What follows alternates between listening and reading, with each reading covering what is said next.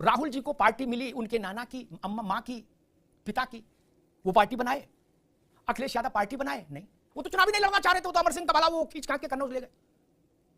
अब उन्होंने पार्टी नहीं बनाई थी, वो थोड़े लोहियावानी गठन किए थे या इसका घोषणा पत्र लिखे थे ना, नहीं ना सभा का संविधान लिखे थे ना। तेजस्वी ने भी नहीं बनाई, तेजस्वी तो पैदा तब हुए 4 महीना के थे, तब तो पिताजी चीफ मिनिस्टर हो गए थे। किसने अपनी पार्टी बना के चमत्कार किया है? नहीं ना, ना राहुल जी ने, ना अखिलेश जी ने, ना तेजस्वी जी ने। कोई नाना की पार्टी पर खेल रहा है, कोई पिता की पार्टी पर खेल रहा है, अपनी पार्टी तो कोई नहीं बनाया। इसलिए ये कहना कि हमने बड़ा इम्तिहान दे दिया, हम ओलंपिक खेला, ऐसा नहीं।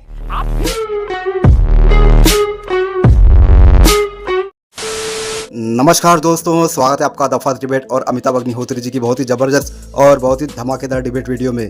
बिहार विधानसभा चुनाव में दोस्तों रैलियों का दौर बहुत ही जबरदस्त चल रहा है, बहुत ही धमाकेदार चल रहा है। जहां पर बीजेपी के स्टार प्रचारक योगी आदित्यनाथ जी चुनाव सभा को संबोधित कर रहे हैं, वहीं पर दोस्तों महागठबंधन के लिए अखिलेश यादव जी बैटिंग करने के लिए उतरे हैं। एक सभा को संबोधित करते हुए योगी आदित्यनाथ जी ने पप्पू, टप्पू, अप्पू इस शब्द का प्रयोग किया। आप तो दोस्तों समझ गए होंगे पप्पू कौन, टप्पू कौन और अप्पू कौन। अप्पू तो तेजस्वी के लिए कहा, बाकी टप्पू और पप्पू तो आप समझ गए होंगे। तो दूसरी तरफ दोस्तों अखिलेश यादव जी ने बीजेपी के लिए ये कहा कि अब की बार भाजपा बाहर, मतलब जैसे अब की बार मोदी सरकार, तो इन्होंने ये कह दिया कि अब की बार भाजपा बिहार से बाहर। तो दोस्तों इन्हीं सब बातों को लेकर ये डिबेट हो रही है। डिबेट में दोस्तों अमिताभ अग्निहोत्री जी की एक बात साफ साफ है कि जो योगी आदित्यनाथ जी है, इन्होंने अपने आप को उत्तर प्रदेश में 2 बार साबित किया अपने दम पर पूर्ण बहुमत लाकर, और प्रधानमंत्री मोदी जी ने भी अपने आप को कई बार साबित किया। गुजरात चुनाव में उन्होंने मुख्यमंत्री पद मुख्यमंत्री बना के खुद को साबित किया, और देश का प्रधानमंत्री होते हुए भी उन्होंने तीसरी बार अपने दम पर सरकार बनाई है। लेकिन दोस्तों ये जो परिवारवादी पार्टी के नेता हैं राहुल गांधी, अखिलेश यादव और तेजस्वी यादव, ये परिवार के चलते नेता तो बन गए, लेकिन दोस्तों इन्होंने अपने दम पर अब तक सरकार नहीं बनाई है। तो दोस्तों इन्हीं से बातों को लेकर अमिताभ अग्निहोत्री जी समाजवादी पार्टी के नेता और प्रवक्ता और कांग्रेस के प्रवक्ता राज शर्मा, इन दोनों की क्लास लगा रहे। दोस्तों इंटरेस्टिंग डिबेट वीडियो है, समझने लायक है, आपको आनंद लास्ट तक भरपूर आएगा। तो चलिए शुरू करते हैं इस डिबेट वीडियो को। Let's start. ये टीवी वाले भाई कैमरा इस ओर कर दो तुम। राज शर्मा जी, अरविंद सिंह कह रहे हैं कि राहुल गांधी को, अखिलेश यादव को, तेजस्वी यादव को, तीनों को अपने कंधों पर विजय उठा के लाने की क्षमता अभी प्रमाणित करनी होगी। इन तीनों में एक बार अखिलेश जी मुख्यमंत्री बने हैं, लेकिन तब वो चुनाव नेताजी के चेहरे पर था, नेताजी की अगुवाई में था। अखिलेश जी की अगुवाई में विधानसभा का चुनाव हुआ 22 में, उसका परिणाम सामने है। तेजस्वी जी की अगुवाई में कोई चुनाव जीती नहीं आरजेडी, और राहुल जी की अगुवाई में भी कांग्रेस कोई चुनाव नहीं जीती। तो वो कह रहे हैं कि अभी इम्तिहान देना पड़ेगा इन तीनों चेहरों को। राज भाई देखिए दादा, मैं सबसे पहले तो बात करता हूं अपने नेता की, राहुल गांधी जी की। अभी पिछले चुनाव में भी लोगों ने ये सोचा था ये तो 20-25 में सिमट जाएंगे, 100 को हमने टच किया। वो तो थोड़ी सी बदकिस्मती रही, अगर 20-25 सीट की हेरा फेरी ना होती मामला कुछ और हो गया होता। आज गलत कह गए वो सब। ये जो 3 शब्द कहे, मैं वो शब्द कहूंगा भी नहीं आपके चैनल में, नहीं कह सकता। मेरा जैसा ब्राह्मण तो नहीं कहेगा, नहीं कहूंगा, कभी नहीं कहूंगा, नहीं कहना था। उनका एक स्थान है, मैं भी कह रहा हूं है, पूरे इंडिया में उनका एक अलग स्थान है, मगर छोटी बात कर गए आज। आप नहीं कह पाओगे दादा, आपकी आत्मा भी लगा होगा कि छोटी बात आज कर गए मुख्यमंत्री जी। उनके लिए शोभा नहीं देता भाई। और मैं आज एक बात कहता हूं, क्योंकि वो मठाधीश है। हाँ, पहले एक बात कहने से पहले मैं कहता हूं, आपने अभी अरविंद भाई ने कहा राहुल गांधी, अखिलेश जी अगुवाई में नहीं, तो वैसे मैं अगर कहूं, हो सकता हूं आई may be wrong, Yogi ji भी एक मठाधीश कैसे बने? वो योगी गोरखपुर से सांसद कैसे बने? आप, मैं नहीं बन पाएंगे अरविंद भाई।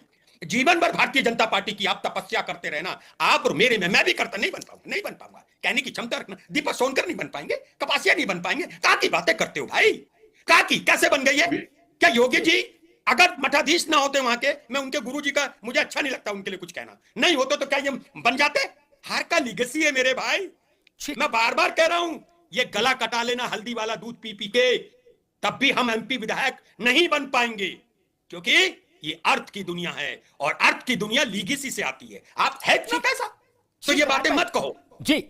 राज भाई, ये विषय ये नहीं था कि लीगेसी और गैर लीगेसी पर आज चर्चा नहीं थी। जो मैं समझ पाया, जो अरविंद सिंह कहना चाह रहे थे, वो ये कहना चाह रहे थे कि आप किसी कारण से नेता बन जाओ, ठीक, अध्यक्ष बन जाओ, महामंत्री बन जाओ, प्रभारी बन जाओ, भारी बन जाओ, सांसद बन जाओ, कुछ बन जाओ किसी कारण से, लेकिन नेता तब बनोगे जब एक बार अपने भरोसे इम्तिहान दोगे, बिना कुंजी के।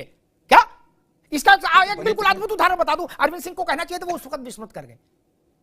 इंदिरा जी कांग्रेस की अध्यक्ष पहले बनी, नोट कर लीजिए, हमेशा काम आएगा, इससे बड़ा उदाहरण नहीं कोई, बाकी सब तो बहुत छोटे लोग हैं। इंदिरा जी कांग्रेस की अध्यक्ष पहले बनी just because of daughter of Jawaharlal ji. Indira ji प्रधानमंत्री भी इसलिए बनी कि मंत्री भी इसलिए बनी कि जवाहरलाल जी की बिटिया, और प्रधानमंत्री भी इसलिए बनी जवाहरलाल जी की बिटिया। लेकिन इंदिरा जी देश की नेता तब बनी जब वो पिता की छाया से मुक्त होकर अपनी पार्टी को अपने कंधों पर 2/3 मेजॉरिटी से संसद में लेकर आई, तो नेता हो गई। लेकिन वही बात मैं कह रहा हूं, वही शायद अरविंद सिंह कहना चाह रहे थे, एक बार तो इम्तिहान देना ही होगा, अस में भी बस में भी, मन करे तो भी देना पड़ेगा और बेमन के भी देना पड़ेगा। भैया देखो, ये बड़ी निष्ठुर गली है सियासत की। अखिलेश जी को राहुल गांधी को एक बार 272 सीटें जुटानी पड़ेंगी कांग्रेस के लिए अपने कंधे पर। क्या नो गठबंधन नेता हो जाएंगे, लेकिन जब तक नहीं जुटा पा रहे तब तक राम भजो नेता नहीं होंगे। कांग्रेस अध्यक्ष हो सकते हैं, एलओपी हो सकते हैं, लेकिन देश के नेता नहीं हो सकते, वो इंदिरा गांधी नहीं हो सकते।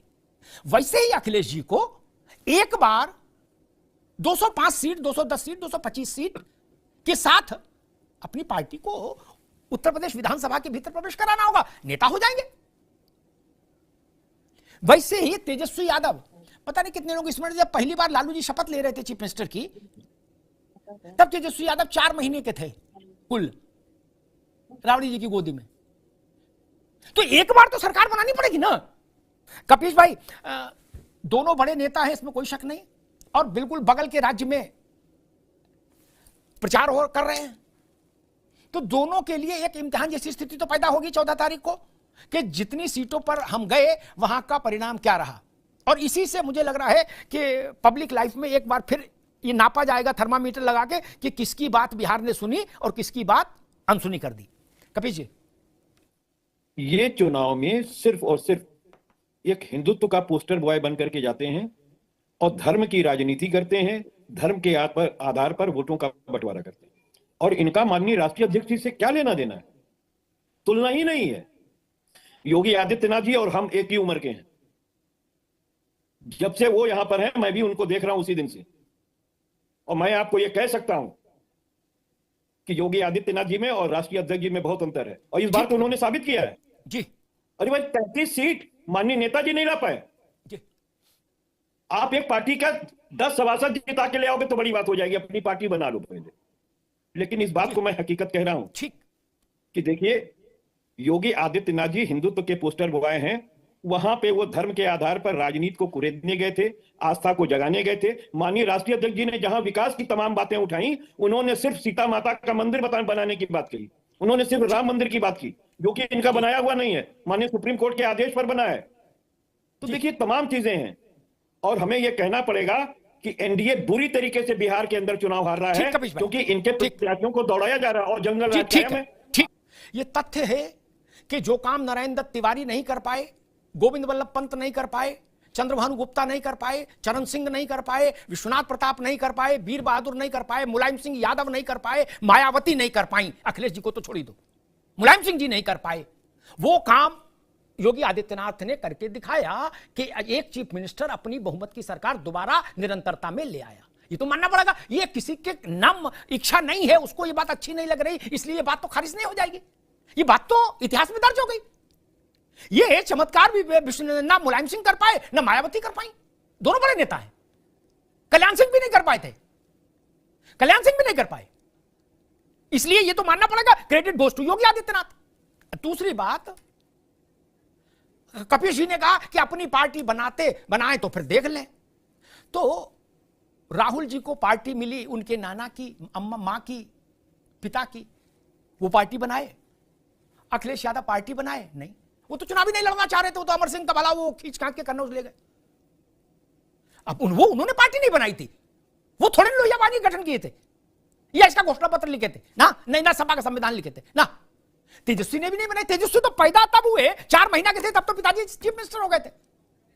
किसने अपनी पार्टी बना के चमत्कार किया है?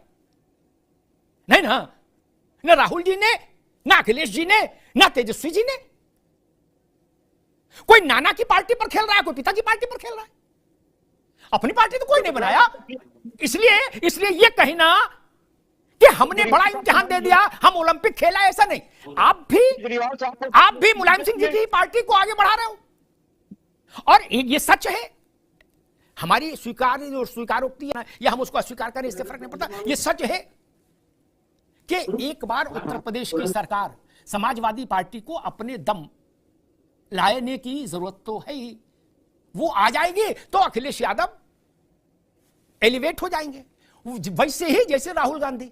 मैं ये नहीं कह रहा जो बात गुलाम नबी आजाद कहते हैं कि राहुल गांधी के लीडरशिप में 99 चुनाव हारी कांग्रेस, मैं उसमें नहीं जा रहा। मैं सिर्फ इतना कह रहा हूं राज भाई, एक बार 272 चाहिए राहुल गांधी को, उससे कम पर नेता नहीं माने जाएंगे। मैंने बता दिया, इंदिरा गांधी मंत्री, अध्यक्ष और प्रधानमंत्री तीनों पहले बन गई, नेता बाद में बनी। राहुल गांधी को भी नेता होने के लिए 272 लोकसभा में चाहिए। इसका मतलब प्रधानमंत्री जी अभी नेता नहीं है। क्या कह रहे भैया? इसके मतलब नरेंद्र मोदी जी अभी नेता नहीं है, क्योंकि 272 उनके पास नहीं है। नहीं, आपकी यही तो गलतफहमी हो जाती है। क्या बताएं आप, गजब करते हो भाई। 14 में कितने आए और 19 में कितने आए, आप कहां भटक रहे हो यार? इसीलिए भटक जाते हो, आपको गणित ही नहीं याद है। तो मैं इसीलिए पूछ रहा हूं। रुकना होगा, अभी रुकना होगा। आपको गणित स्मरण रखना होगा। बहस में बहुत शार्प, एकदम दिमाग बिजली तरह दौड़ना चाहिए। 19 में कितनी सीट आई थी? क्या मुलायम सिंह जी के चेहरे पर सीट आई थी? नहीं, अभी रुकना होगा। 19 में नरेंद्र मोदी को जो सीट आई वो राहुल गांधी के चेहरे पे आई, नेताजी के चेहरे पे आई, बहन जी के चेहरे पे आई? नहीं ना, उन्हीं के चेहरे पर आई भाई, इसलिए नेता है। हारी तो इंदिरा गांधी भी थी, तो नेता खत्म हो जाएंगी, नेता नहीं होंगी। ये तो हारे नहीं, ये तो तब भी तीसरी बार सरकार में इंदिरा गांधी तो हारी, फिर भी आप लोगों से बड़ी नेता है।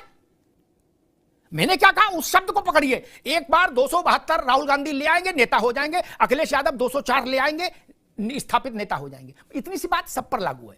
योगी आदित्यनाथ पर भी लागू थी, उनको भी इम्तिहान देना पड़ा 22 में। ऐसे नहीं चलेगा, इम्तिहान तो देना पड़ा। तो दोस्तों डिबेट हो गई खत्म, वीडियो हो गई पूरी। उम्मीद करता हूं दोस्तों ये डिबेट वीडियो आपको पसंद आई होगी।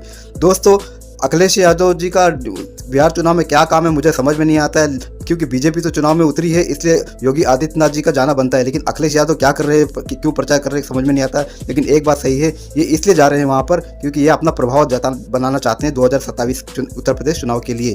तो दोस्तों यही बात है, अखिलेश यादव अपने आप को साबित करना चाहते हैं बिहार चुनाव में कि वो जहाँ पर चुनाव की रैली को संबोधित कर रहे हैं तो वो योगी आदित्यनाथ को कितना डिफीट कर सकते हैं। इस बात को वो 2027 उत्तर प्रदेश के विधानसभा चुनाव में साबित करने के लिए ये सब कांड कर रहे हैं। तो दोस्तों उम्मीद करता हूँ अमिताभ अग्निहोत्री जी का विश्लेषण और ये डिबेट वीडियो आपको पसंद आई होगी। ऐसे ही डिबेट वीडियो देखने के लिए द फर्स्ट डिबेट के इस यूट्यूब चैनल को आप सब्सक्राइब करते जरूर जाओगे। मिलता हूँ मैं आपसे अगले वीडियो में, तब तक के लिए जय हिंद, वंदे मातरम।